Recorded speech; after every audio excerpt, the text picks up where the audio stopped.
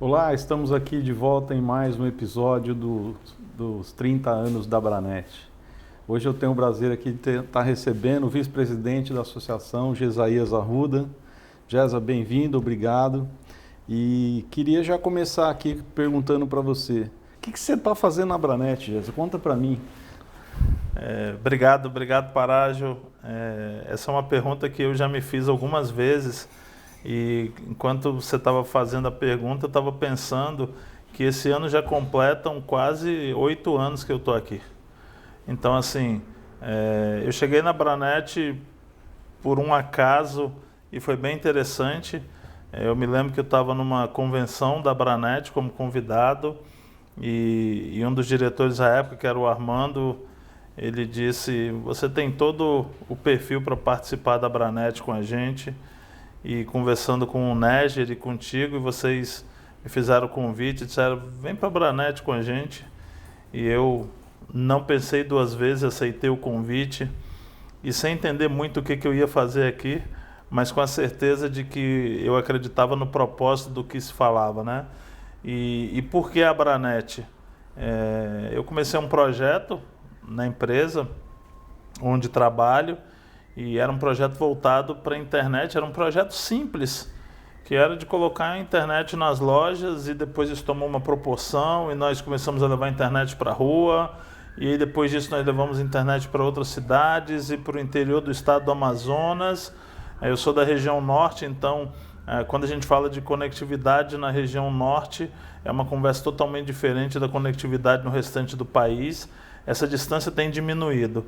Mas eu entendi que a Abranet seria a porta de entrada, não só para que eu pudesse propagar isso, mas para que eu pudesse também entregar minha parcela de contribuição. E quando eu olhava as pessoas, todas que estavam, e na época o Néger era o presidente, você era o vice-presidente, eu olhava e dizia bem assim: quando eu crescer eu quero ser igual a essas pessoas.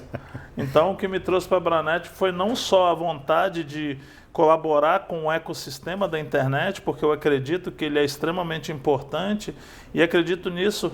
Hoje a gente fala muito disso, mas eu já tenho esse pensamento de muito tempo. A gente fala muito hoje de inclusão social, inclusão digital, mas naquele tempo lá, 7, 8 anos atrás, eu já entendia que a internet seria um divisor de águas entre o que a gente estava fazendo e o que nós iríamos fazer, entre a educação de uma criança, entre o acesso à saúde, entre o acesso a tudo que se tem de novo. Então, assim, ter vindo para a Abranet, ter aceitado aquele convite, com certeza foi uma das melhores decisões que eu tomei. Bom, eu tenho certeza que foi também uma das melhores decisões que nós tomamos aqui quando convidamos você para estar junto com a gente aqui, porque de fato você trouxe uma colaboração muito grande nesse processo, principalmente pela próxima pergunta que eu queria te fazer. Conta um pouco mais para nós esse projeto que você executou dentro da empresa que você está trabalhando e das dificuldades que você encontrou. Porque assim, hoje a gente olha aqui para a região sul, sudeste, centro... Vamos falar mais sul-sudeste, né? Que está bem vamos dizer assim, conectada, né? Já está bem interligada e tal. E quando a gente vai subindo um pouco mais, agora o Nordeste está um pouco mais também, mas quando a gente vai ali centro-oeste para o norte, né, a gente começa a entender o tamanho do desafio que é num país, que é um país quase continental, que é o Brasil. Então eu queria saber de você, o que você encontrou de dificuldades lá na região norte, às vezes para conectar até pequenas distâncias, mas com um desafio gigante lá. Dá um pouco mais dessa informação para a gente, que eu acho que assim, as pessoas às vezes não têm uma dimensão do que ali qual é a dificuldade ali que você tem naquela região. A região norte é uma região, em alguns lugares, inóspita. Então, quando você olha em área geográfica, é a maior região do país, mas em questão demográfica é muito pequena. E assim, a conectividade utilizada lá era uma conectividade muito precária. Quando a gente olha para 15 anos atrás, a gente já falava aqui em São Paulo de 1 mega de internet por $1. Hoje é muito menos do que isso. Há 15 anos atrás, em Manaus, 1 mega de internet custava em média R$ 2.800. Então, assim, quando as empresas tinham acesso à internet, elas tinham ali no máximo 10 megas de internet para fazer tudo que ela precisava entregar e precisava ser feito. Hoje, quando a gente pensa, então a gente pensando nessa realidade, a população não tinha acesso à conectividade. O acesso era muito pequeno. A banda larga chegou em Manaus há 15 anos atrás. Banda larga, e eram links assim maravilhosos. Você podia comprar 1 mega de internet e custava isso há 15 anos atrás 250, 300 reais. Mas isso era satélite naquela época? Isso era satélite, e aí começou a chegar ali, a Embratel foi quem teve a primeira fibra ótica lançada, mas quando chegava na frente da cidade de Manaus, que tem o rio, ela tinha um rádio de um lado e um rádio de outro. Por quê? Porque ela tentou por diversas vezes lançar uma fibra passando pelo meio do rio, a fibra às vezes durava uma semana, às vezes durava um mês, até que eles tiveram que buscar um atalho. Então, isso para atender a cidade de Manaus. E você imagina que a cidade de Boa Vista, que é em Roraima, outra capital de outro estado, também era alimentado por essa internet. Então, se as capitais tinham essa dificuldade de acesso, imagina o restante das localidades. E o que a gente começou a fazer então foi, tá bom, de que forma eu consigo baratear o custo de internet para que eu possa começar a compartilhar isso daí. E uma das primeiras coisas que nós fizemos foi, eu vou me tornar um sistema autônomo. E tiramos um ASN numa empresa privada que não tinha nada a ver com internet, para quê? Para reduzir o custo que nós pagávamos pela internet, porque aí eu podia chegar com o operador e dizer, preciso comprar mais barato. Tá aqui, eu já tenho tudo que eu preciso, eu já tenho meu endereço IP, eu preciso de ter isso mais barato. Mas o desafio principal foi, depois de um teste de conexão Wi-Fi, dizer assim, tá bom, eu quero levar agora o Wi-Fi para o interior do estado. E essa Wi-Fi, nós levamos para o interior do estado com que objetivo? Com o objetivo de fazer negócio. Isso é muito importante. Nós, em algum momento, foi um pensamento só de eu vou só colocar a internet? Não. Foi um pensamento de eu quero gerar negócio. Mas quando você consegue gerar negócios, tendo a responsabilidade social de também levar a inclusão, isso daí traz um casamento muito importante. Por quê? Porque aí você consegue chegar. Só que aí vem os desafios. Então, nós chegamos numa cidade para colocar a internet Wi-Fi, para potencializar o negócio, e quando nós olhamos, pelos dados oficiais, não tinha nenhum provedor nessa cidade. Mas quando nós chegamos na cidade, tinha uma lan house, com uma antena de uns 20 metros de altura, e nós fomos lá e ele disse, não, eu capto internet via rádio do outro lado do rio, e desse outro link vem um outro. Tinham 3 provedores, e nós estávamos falando de uma cidade que estava a 112 quilômetros de distância de Manaus. E aí você pensa assim, 112 quilômetros, é ligar São Paulo a Campinas, então tem a Bandeirantes com 5 pistas para cada lado. Ligar 112 quilômetros no Amazonas, 2 balsas de 1 hora, mais 3 horas de rodovia. E aí, esse provedor de internet lá em 2017 disse, não, mas eu vendo para você 1 mega de internet aqui por R$1.000 para você fazer o seu projeto. R$1.000 o mega? R$1.000 o mega. E nós compramos ali 3 megas para começar esse projeto, e foi um projeto que deu super certo. E depois o passo seguinte nessa cidade foi, nós levamos uma infraestrutura de provedor para essa cidade. E como é que foi essa infraestrutura? 3 torres de 115 metros de altura, rádios licenciados saindo de Manaus para atender essa cidade. Então, nós saímos de uma internet que tinha um tempo de resposta próximo de 300 milissegundos para uma internet que entregava tempos de resposta de 30 milissegundos. Mas a gente não fala só de conectividade. Quando eu cheguei com a internet nessa cidade, nós também fibramos a cidade inteira. A cidade não tinha nenhum tipo de conectividade, só essa lan house era que tinha conectividade. Aí você diz, mas tinha telefonia celular? Uma operadora funciona, e em alguns lugares você tem um chapéu de palha, mesmo aqueles estilo que você vê muito na praia, um chapéu de palha no ponto mais alto da cidade para que a pessoa vá para lá, sente no banquinho e espere a conexão do celular funcionar para passar uma mensagem de texto no WhatsApp. E aí você vai e coloca internet numa cidade dessa inteira, você gera educação, porque os alunos vão utilizar, a escola vai utilizar, você gera saúde, porque o hospital vai utilizar, os médicos vão utilizar. Você fomenta negócio, porque aí agora você vai poder trabalhar com Pix, você vai poder trabalhar com a máquina de cartão, você vai poder trazer uma evolução. E esse foi um desafio que despertou outros mais, porque quando você faz isso numa cidade a 112 quilômetros de distância, ok. E quando você tem que fazer isso numa cidade que está a 9, 10 dias de barco? Deve ser complicado, né? E aí você começa a utilizar satélite de alta órbita, satélite de baixa órbita, mas com o mesmo conceito, que é o de quê? De levar conectividade. Então, assim, muitas dessas cidades que nós chegamos, algumas delas não tinha nenhuma fibra ótica num poste. Então, quando você sai aqui na rua e você vê os postes, aquele emaranhado de cabos, tem muitas cidades ainda na região norte e nordeste do Brasil que não tem uma fibra ótica passando. E se não tem uma fibra ótica passando, é por quê? Porque não tem demanda. Então, assim, o provedor de internet que trabalha na região norte do país, ele é um empreendedor ainda mais ousado. Por quê? Em alguns lugares ele vai lançar uma fibra comum de poste dentro de um rio. Aí você diz, calma aí, ele não compra uma fibra preparada para o rio? Não tem condições, a conta não fecha.